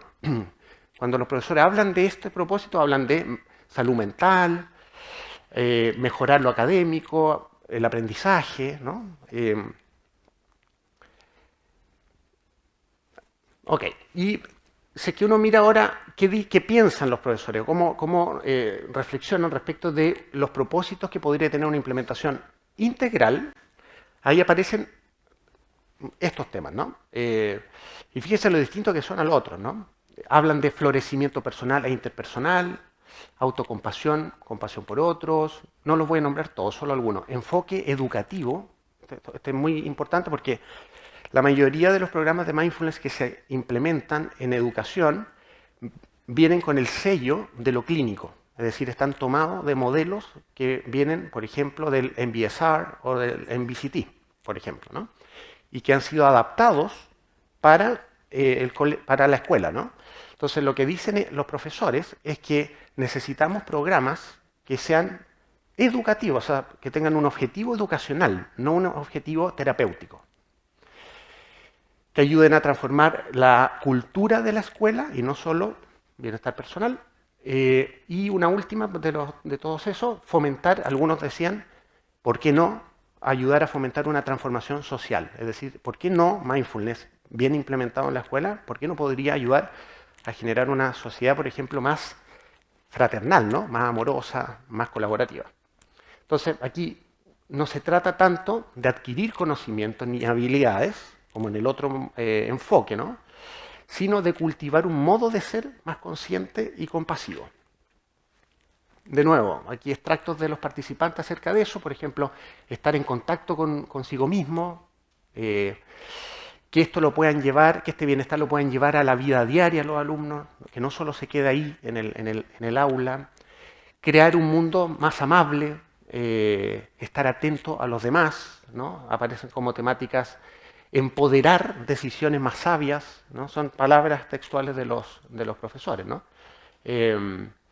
Una profesora decía que le encantaría ver mindfulness haciendo cambios sistémicos en la escuela, ¿no? Enriqueciendo la vida de los alumnos en lugar de solamente ayudarles a regular emociones, que va mucho más allá de la regulación emocional. Y la última ahí, ¿no? Que ella era una profesora que era especialmente, era muy crítica del modelo medicalizado de los programas de mindfulness y que dice, en educación no debiéramos incorporar modelos terapéuticos de mindfulness, debiéramos crear programas que estén al servicio del propósito de la educación. Y vamos a la parte 3, que es la que me interesa principalmente, que es algunos principios básicos para una implementación integral y sus desafíos, ¿no? Y aquí me paso a algo más reflexivo, ¿no? Aquí hay autores que ya vienen pensando en esto. Por ejemplo, uno que me gusta mucho, que es Oran Ergas, muy recomendable de leer. Lamentablemente falleció el año pasado. Oran Ergas, joven, era un tipo muy productivo. Sí, tú lo conociste, Carlos. Tiene unos textos, unos artículos maravillosos sobre esta diferencia, ¿no? La diferencia entre lo que él llamaba mindfulness en educación versus mindfulness como educación. Hace esa distinción que quiero mostrarles, ¿no? Que son dos paradigmas de cómo implementar mindfulness en la escuela, ¿no? Mindfulness en educación tiene como una primera característica que se entiende como una herramienta para entrenar habilidades, por ejemplo, concentración. Mindfulness como una forma de educación sería un proceso educativo para cultivar actitudes y virtudes. Fíjense la diferencia que hay ahí entre esas dos cosas. Por ejemplo, compasión o ecuanimidad, ¿sí? Mindfulness en educación se entiende como una intervención externa. Algo decían ustedes, ¿no? De esto de que vaya un profesor externo de mindfulness a la escuela, haga un taller y se va el profesor. Entonces, claro, no es sorprendente que, y eso está basado en un modelo terapéutico, no es sorprendente que luego que se va ese profesor después de sus 10 sesiones, luego el colegio vuelve a la normalidad y no pasó nada, digamos. O sea, el impacto a los 6 meses es casi nulo, ¿no? Versus mindfulness como educación, que sería algo así como una implementación integral desde un modelo orgánico. Es decir, y ahí es donde tenemos que pensar todavía un montón de cosas, ¿no?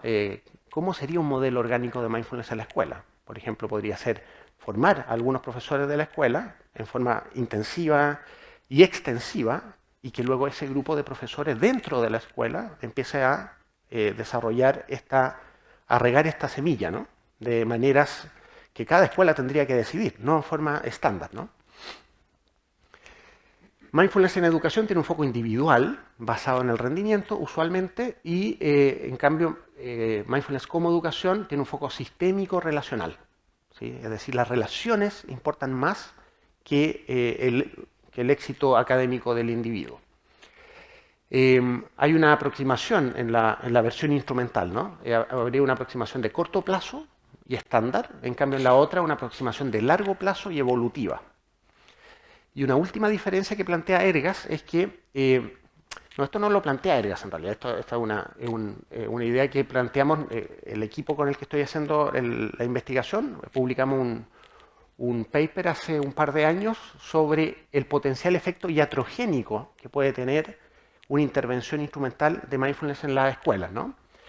Que lo voy a explicar brevemente porque esto puede sonar un poco extraño, pero 5. Si es que no atendemos a las variables contextuales, por ejemplo, sistema socioeconómico. Estamos en un sistema socioeconómico bastante particular, capitalista, que enfatiza el rendimiento, la productividad. Las escuelas se tienen que adherir a ese marco de referencia y las escuelas son medidas, son evaluadas, tienen todo un sistema de testeo que las presionan, ¿no? Están bajo una cierta presión. Si es que yo introduzco mindfulness para, por ejemplo, cultivar resiliencia, que eso está muy en boga hoy día, en los alumnos y en los profesores, sin cuestionar el sistema de base, lo único que estoy haciendo es como dar un calmante para que aguanten el sistema. Eso se llama efecto iatrogénico, ¿no? Es decir, alivio algo, pero ayudo a perpetuar el problema de fondo, ¿no? Que el sistema educativo tiene un problema de base, digamos, que habría que mirar. Hay un autor que habla de la desaceleración funcional, Rosa, es de apellido Rosa, un sociólogo alemán, que él dice que nuestra cultura del rendimiento se ha encargado de darnos espacios para el relajo, pero ¿para qué? Para volver luego al rendimiento de nuevo recargado, ¿no? Como un taller de mindfulness puede ser eso, una desaceleración funcional al servicio de la productividad.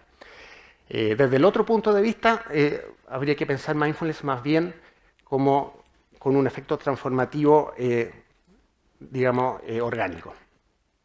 Modelo Ken Wilber, me lo voy a saltar. Por razones de tiempo me lo voy a saltar.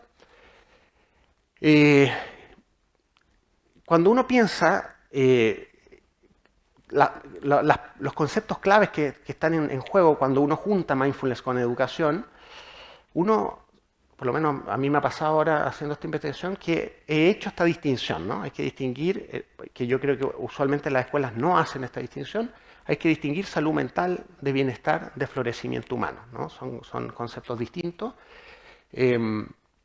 Muchas intervenciones de mindfulness están basadas en prevenir salud mental, y esa sería una perspectiva del déficit, es simplemente evitar que surjan síntomas disfuncionales. Otras intervenciones de mindfulness están basadas en fomentar bienestar, que es mejor que la anterior, es más integral que la anterior, ¿cierto? Es una perspectiva del potencial, énfasis en potencialidades individuales y subjetivas. De nuevo quedó descompaginada. Y luego habría que mirar más ampliamente el concepto de florecimiento, que es un concepto que está apareciendo como más amplio, ¿no? Que tiene que ver con un desarrollo integral del self en el mundo. O sea, dicho heideggerianamente, de cómo mi ser en el mundo, mi estar en el mundo, se despliega, ¿no? Y se despliega de una forma armónica, equilibrada con mi entorno, ¿no? Eso implica tomar conciencia y reconocer dentro de los programas de mindfulness en la escuela los aspectos sombríos, lo que Jung llamaba la sombra, ¿no? de los seres humanos, junto con el lado de la ampliación de la conciencia, pero juntos. No solo tiene que ver con mejorar cosas, sino que también tiene que ver con integrar aspectos que son difíciles y desafiantes. Ahí tienen algunos ejemplos que están en la dirección de lo integral, ¿no? Como lo planteado acá por los colegas, ¿no? Escuelas despiertas, crecer respirando. Hay uno en Estados Unidos donde participa Patricia Jennings, Compassionate Schools Project Curriculum, y en Reino Unido hay uno que está partiendo que se llama Living in the Present, que toma en cuenta todos estos factores y está tratando de hacerse cargo de una implementación más integral. ¿Cuáles son los grandes desafíos de esto? Que reconocen los mismos profesores. Que hay un problema de balance costo-eficiencia, digamos. O sea, ¿quién está dispuesto a gastar, a hacer la inversión, ¿no? Porque la inversión inicial es cara, digamos, ¿no? Pero si uno lo piensa en el largo plazo, y imagínense el proyecto, el Myriad Project de 8 años. 8 años gastando plata, formando profesores en 3 días. Si hubieran gastado el mismo dinero formando a menos profes, ¿sí? Pero mucho mejor, probablemente hoy día estaríamos con resultados distintos.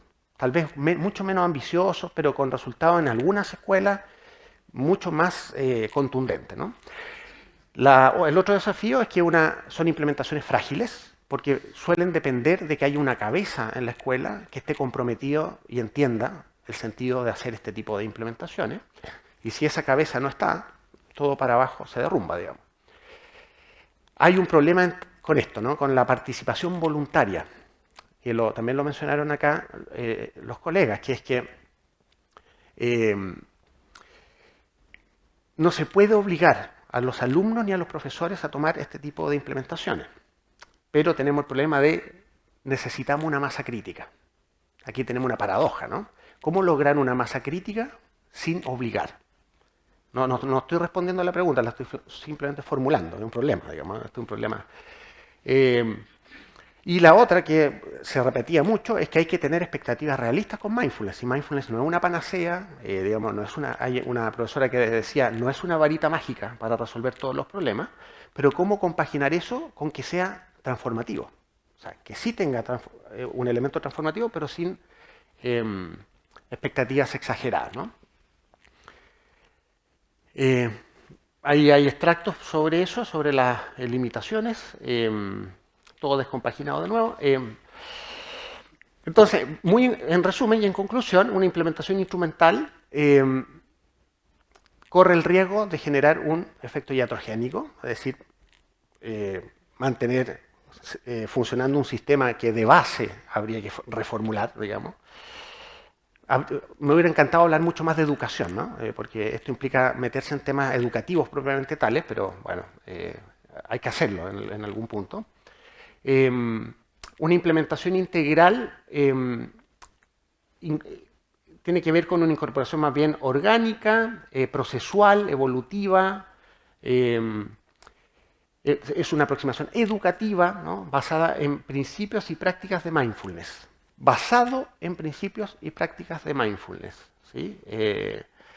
No necesariamente enseñar mindfulness, que esto es un tema interesante que apareció también con los profesores. Habían varios que decían, ¿por qué hay que decir que estamos haciendo mindfulness? O ¿por qué tenemos que enseñar prácticas formales?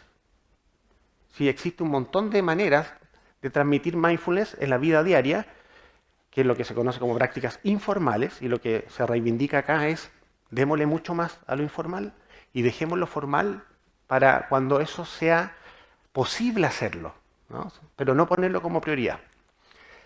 Y desafíos, en resumen los desafíos, hay varios desafíos interesantes, que sea top-down, es decir, que parta de arriba hacia abajo, eso significa de los adultos hacia los niños, los profes primero, los alumnos al final, y también de las cabezas hacia abajo, de los que tienen más liderazgo hacia abajo, que haya una comprensión suficiente, ¿sí?, de lo que es mindfulness, de lo que implica educativamente, poner énfasis en lo informal, tener un realismo transformacional o transformativo, ¿no? Ser realista en la implementación, pero sin perder por eso el optimismo de vamos a hacer transformación igual. Lo que pasa es que vamos a tener que ir poco a poco, sin una ambición muy grande, etc. Eso, referencias. Listo. Muchas gracias por su atención.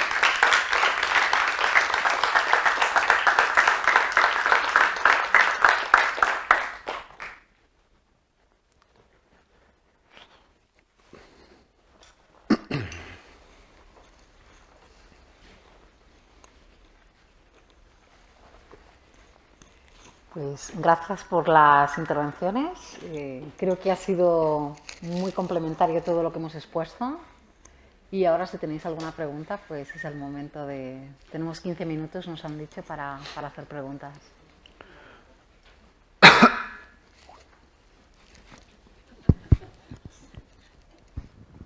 Buenos días. Yo no sé si más que preguntas es como pensar juntos, porque hay un problema. ¿Cómo se llevan los programas a la práctica y que puedan difundirse, que puedan tener esa validez ecológica de la que hablabas al inicio de la conversación, Pilar? Sí. Mira, reflexionando, o sea, recordándome de cosas, pensé que hay muchas experiencias que han ocurrido en educación, unas cuantas han fallado, otras cuantas han salido adelante, y que han tenido los mismos tropiezos o tropiezos similares. Recuerdo que cuando vino el auge de la metacognición, se empezaron a hacer cursos y cursos y cursos de metacognición. Y funcionaban con el grupo, con el profesor que estaba, y no había transferencia. Hasta que empezaron a reflexionar y qué era lo que pasaba. Hicieron cambios en eso, se plantearon lo que tú estás señalando, una versión ecológica no hecha por autores externos, sino la combinación de personas que tenían, investigadores que tenían más información sistematizada sobre metacognición, asesorando a los profesores, pero los profesores llevaban la batuta. El primer programa de eso lo hizo Anne Brown. Anne Brown es una de las autoras fundamentales de metacognición y eso le mereció el premio de la APA y abrió todo un área de investigación. Entonces, hay ejemplos en eso, pero si te vas más atrás, si nos vamos más atrás, recordemos, por ejemplo, el cambio en la educación que significó el planteamiento de la psicología humanista con Carl Rogers. ¿Y qué sucedió? Más o menos lo mismo. Y aquí, yéndonos al caso que tú estás señalando, se hace un enfoque terapéutico del desarrollo personal en la educación, hasta que se planteó un cambio. Bueno, ¿por qué no trabajamos, en lugar de un enfoque terapéutico, como es la raíz rogeriana, un enfoque centrado en el desarrollo personal del estudiante y mucho más abierto? O sea que hay experiencia tras experiencia que yo creo que tienen más o menos el mismo curso. O sea, pudiera citarte otras más. Hay autores que han trabajado sobre el cambio en educación, Fulham, Harry Graves, que señalan exactamente estos problemas en diferentes aplicaciones. No solamente en aplicaciones de este tipo, sino, por ejemplo, una metodología que se quiere instaurar en un grupo. ¿Qué ocurre? Siguen más o menos la misma forma. Bien, y la conclusión o la idea de fondo es una aplicación que tenga una mayor validez ecológica. ¿Que se va a perder en rigurosidad de investigación? Sí. Y aquí refiero otro caso, el mismo caso de Anne Brown. Anne Brown planteó el tipo de investigación que llama investigación de diseño, que no es investigación-acción, pero que también en ciclos iterativos va tomando muestras de los cambios que están ocurriendo en el contexto, y si hay algún elemento particular, sí se estudia con una mayor sistematicidad. Y ahí desarrolló todo un trabajo en otra área. Bueno, y de verdad que han presentado tres facetas del problema que le dan a uno una visión amplia, nueva, interesante, y gracias.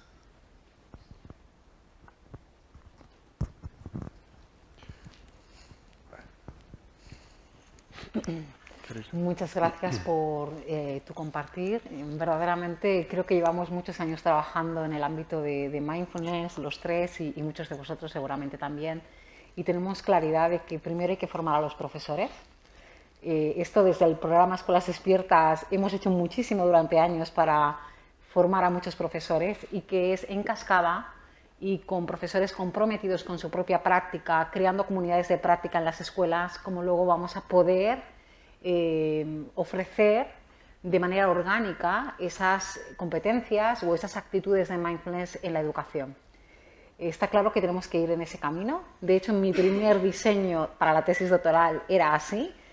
Tenía diferentes ciudades con diferentes grupos de profesores que estaban formándose para, en cascada, ir a sus escuelas a nivel de ciudades, pero se tuvo que abandonar el estudio. Entonces, esta situación social en la pandemia no ha favorecido y me he encontrado haciendo un estudio como yo he estado criticando durante muchísimos años, lo cual es bastante para reflexionar personalmente. Lo cual, pues mi tesis doctoral se va a convertir en una tesis crítica, ¿no? Como podéis comprender. Yo creo que todos tenemos que tener claro esto, ¿no? De las dificultades que hay para poder desarrollar estos enfoques integrales. No es nada fácil, necesitamos un equipo muy comprometido, un gran liderazgo, comunidades que aprenden. También todo el tema organizacional es muy importante, no solamente mindfulness. Yo, por ejemplo, hice mi máster en Inglaterra en el aspecto de liderazgo en la educación con Catherine Wigger, y ese ámbito está muy sujeto a los enfoques integrales. Entonces hay que desarrollar esas comunidades que aprenden, esas comunidades que se sienten con la confianza de poder hacer una transformación ecológica. Por ejemplo, el maestro Thich Nhat Hanh ha apuntado siempre a crear comunidades de práctica en las escuelas. Cuando le hablas de esto a los profesores te dicen que no tienen tiempo. Que no tienen tiempo para tener una hora para practicar juntos. Sin embargo, sabemos que es muy poderoso encontrar ese tiempo en la escuela para juntarnos, practicar juntos, y de esa práctica va a crear muchísima confianza y mucha capacidad de emprender cosas nuevas en la escuela. Entonces, al final es la propia organización que se siente y diga, nosotros vamos a apostar por este tipo de educación. No tenemos que esperar a esas políticas educativas, porque las políticas educativas casi nunca cambian. Entonces, desde dentro de la organización, los profesores han de tener esa capacidad de liderazgo, de decir, nosotros podemos crear ese cambio desde dentro. Me gustaría reflexionar un poco sobre la puerta de acceso de mindfulness a la educación. Yo creo que es una cuestión de los currículum escolares. O sea, los currículum escolares son distintos en cada espacio porque se entiende que en ellos están integrados las cosas que son importantes dentro de una sociedad, no solo, digamos, de adquirirlas, sino también de poder transformar la sociedad. Entonces, en los currículos escolares está todo aquello que entendemos que es importante para el desarrollo humano de una persona, desde que nace hasta que abandona, digamos, lo que es el sistema escolar, incluido la educación no obligatoria, ¿no? La universidad. Probablemente la puerta de entrada de mindfulness esté en la universidad, es decir, en enseñar a los estudiantes de magisterio y también en enseñar a los profesores que hacen un máster habilitante para dar, bueno, aquí en España, educación secundaria, pues toda aquella formación que tiene que ver con mindfulness, no solo en cuestiones de práctica formal, sino, como han dicho mis compañeros, desde una visión más integral. Es decir, de qué pasa en la relación, cómo me relaciono desde mindfulness, ¿no? Y esto está como muy en pañales, es decir, que no se está produciendo así. Ha hecho una afirmación, Rodrigo, que ha dicho, no podemos obligar a que los profesores aprendan esto, o Pilar ha dicho, no podemos como obligar a que los chavales quieran hacer esto. Bueno, yo pienso que a nadie se le pregunta si quiere dar matemáticas, ni a nadie se le pregunta si quiere dar lengua o educación física. Entendemos que es algo que puede ser bueno para el desarrollo humano y para el desarrollo cognitivo, emocional. Y entonces, desde ese punto de vista, entendemos que socialmente, dentro del currículum escolar, pueden estar incluidas cosas que sean positivas para el desarrollo humano y para la transformación de esa sociedad. En consecuencia, a lo mejor, una de las cuestiones que podemos educar en magisterio es todo lo que tiene que ver con mindfulness, a lo mejor no a un nivel de profundidad como el que está mega interesado, muy interesado, pero sí lo básico para a lo mejor generar un clima de aula positivo, cómo me relaciono desde mindfulness, algunas prácticas, etcétera, etcétera, tanto en primaria como en secundaria. Porque pensamos que es relevante y la ciencia nos muestra que puede ser relevante en programas cortos, pues imagínate en programas largos. Discutí ayer con Joaquín Soler que probablemente lo que pasó en el Miriat ha sido una oportunidad perdida. Él decía, ha sido una oportunidad perdida porque ha dado mala prensa, y podríamos haber gastado todo ese dinero, ¿no?, en hacerlo, como ha dicho Rodrigo, pues desde otra perspectiva, educando mucho más pues a los profesores para implementarlo de una manera más segura, más eficaz, probablemente más auténtica. Y bueno, en el Reino Unido se está haciendo ese tipo de entrenamiento y ha sucedido esto. No es un mal resultado porque no genera efecto iatrogénico, pero tampoco está teniendo buenos resultados, como ha dicho Pilar, pero bueno, nos está diciendo hay que hacerlo de otra manera. En este programa lo que se vio fue que la mayor parte de los profesores que estaban educados en 8 semanas en un MBSR o un MBCT y luego en 4 días del programa .B, es decir, digamos lo más alto que hacían, el nivel de competencia que adquirían los profesores era el mínimo de principiante. Es decir, que no estaban competentes para hacerlo. Pero sin embargo luego pusieron a los profesores a llevar a cabo la investigación. En consecuencia, pues ha pasado lo que ha pasado, y ni tan mal, dentro de todo. Entonces creo que la puerta de entrada de acceso puede estar por ahí, en que el currículum escolar, desde leyes educativas, pues incluya esto y dé la formación a los profesores para poder llevarlo a cabo si realmente creemos que tiene buenos resultados, no solo en mindfulness, sino en todas las cuestiones que aportan al desarrollo de habilidades socioemocionales en la escuela. Eso.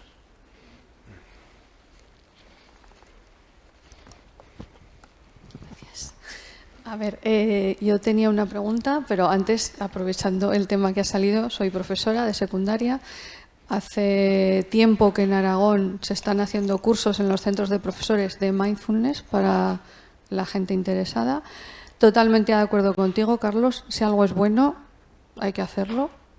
Esto de que es voluntario no se puede introducir de otra manera, pero hay que hacerlo y ya está.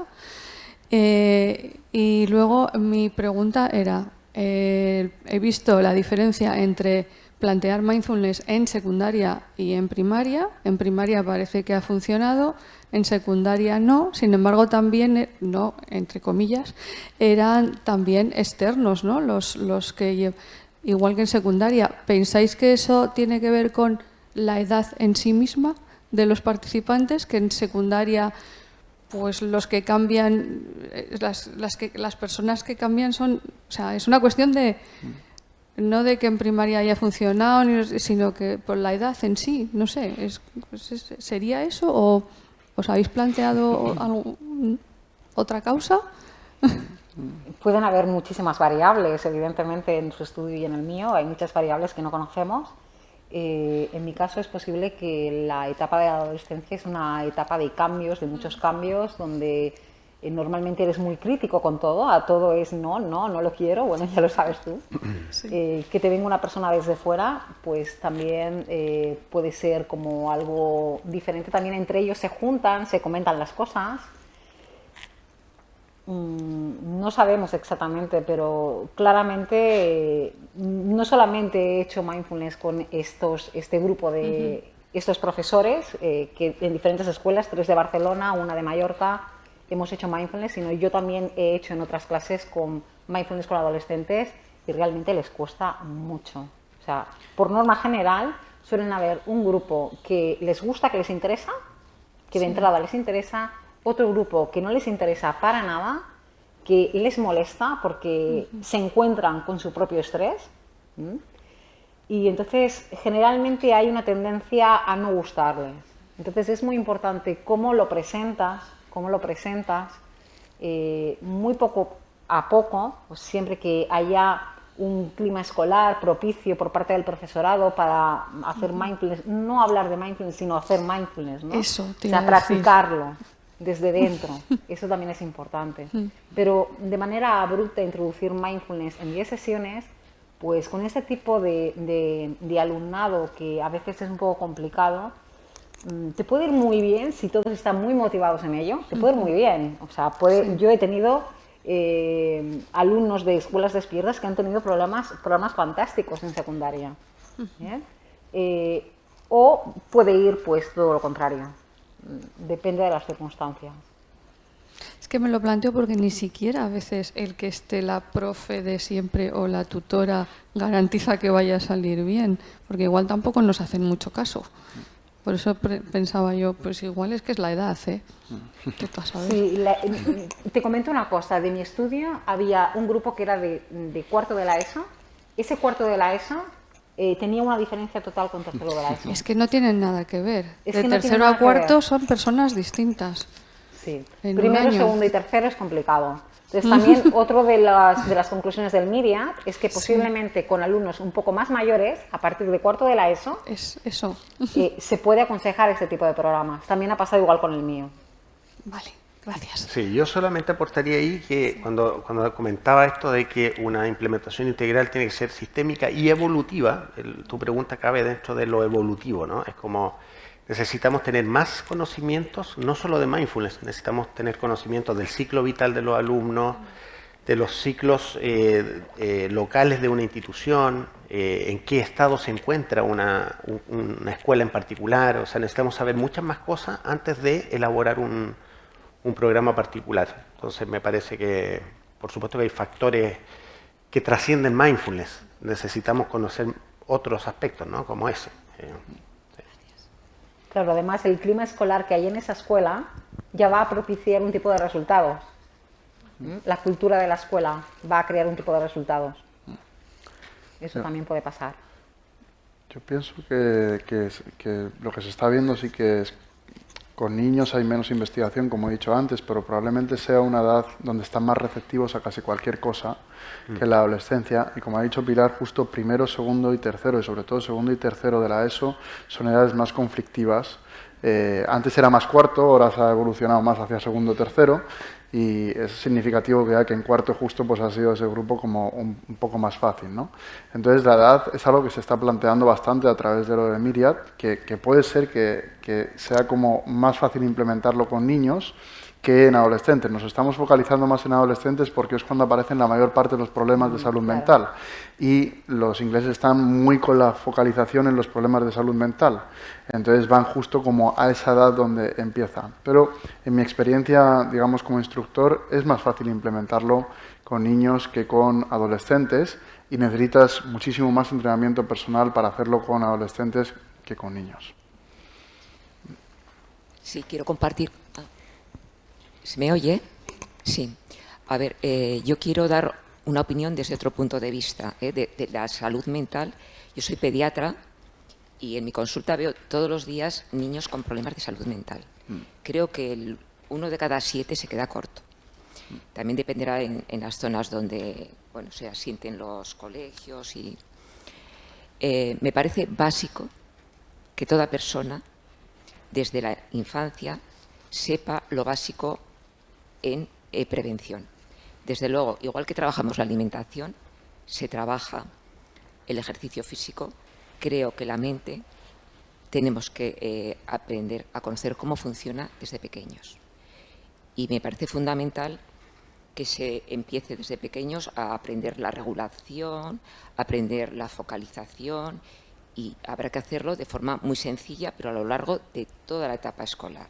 O sea que mindfulness o meditación o conocimiento o principios básicos de cuidados, creo que es algo que debemos incorporar yo hoy he venido aquí un poco con la idea de qué puedo hacer desde mi consulta y con mi equipo de salud mental para llevar a los colegios, a los institutos, si podíamos hacer algún, dentro de nuestras actividades de comunitaria, si podíamos acercar la prevención hacia los centros educativos. Os puedo decir, yo trabajo en Zaragoza, que mi equipo de salud mental, que compartimos casi consultas, estamos al lado, a veces tardan casi un año en ver a un adolescente. Con esto quiero trasladaros un poco la magnitud del problema. Y desde luego conocéis también ahora mismo la atención primaria, cómo estamos y cómo están los equipos de salud mental. Entonces, desde el colegio creo que tenemos que dar herramientas a los alumnos para que puedan cuidar de su salud mental. Nada más.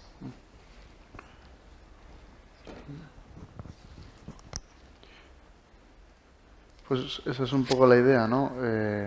Hacer como intervenciones universales y también intervenciones selectivas, es decir, desde una prevención primaria y una prevención secundaria dentro del contexto escolar.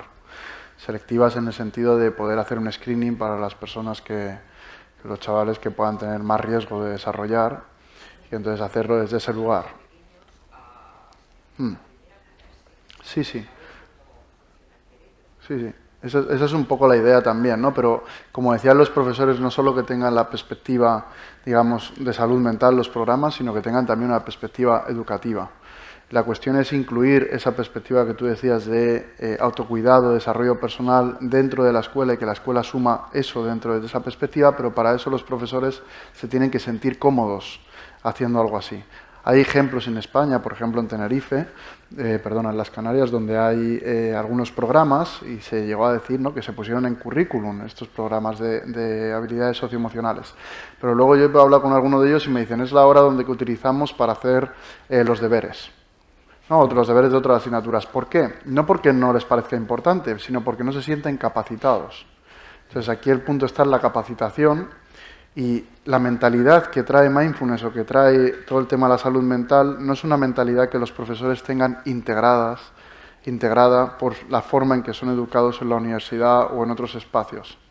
Entonces es un paradigma un poco distinto. Es bastante interesante que muchos de esos programas los hagan psicólogos para la escuela y haya pocos que sean hechos por profesores o que los programas sean diferentes cuando los hacen profesores o psicólogos, ¿no? Entonces necesitamos incluir esa perspectiva, pero no todo el mundo está de acuerdo en eso. No todo el mundo está de acuerdo en que la escuela sea un terreno para eso. Tú estás abogando por eso, pero es un gran debate. Y probablemente la sociedad nos está abocando a que sea así, porque la salud está, la salud mental en atención primaria está desbordada. Entonces necesitamos de otros contextos que trabajen juntos, ¿no? Familias, escuela y otros espacios comunitarios.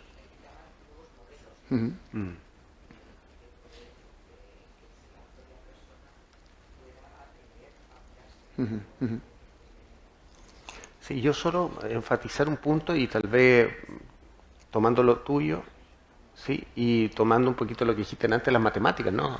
¿Por qué no incorporarlo en forma obligatoria si todo es obligatorio en el colegio, ¿no? También se podría poner como obligatorio.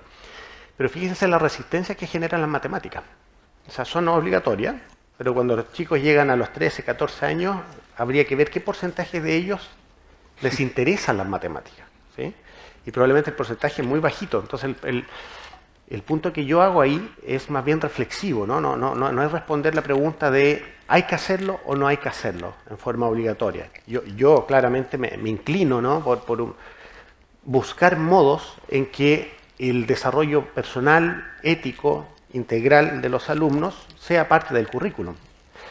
Pero ¿cómo hacerlo de tal manera que no pase lo que dice Carlos, ¿no?, que se transforme en un espacio para rellenarlo con otras cosas o un espacio que genere rechazo o que genere aburrimiento en los profesores? Entonces esto hay que pensarlo muy bien para hacer algo así como para incorporarlo curricularmente, ¿no? Y yo no veo que eso esté ocurriendo ahora, así lo veo como una tarea, no como algo que está pasando. Así que... Bueno, muchas gracias.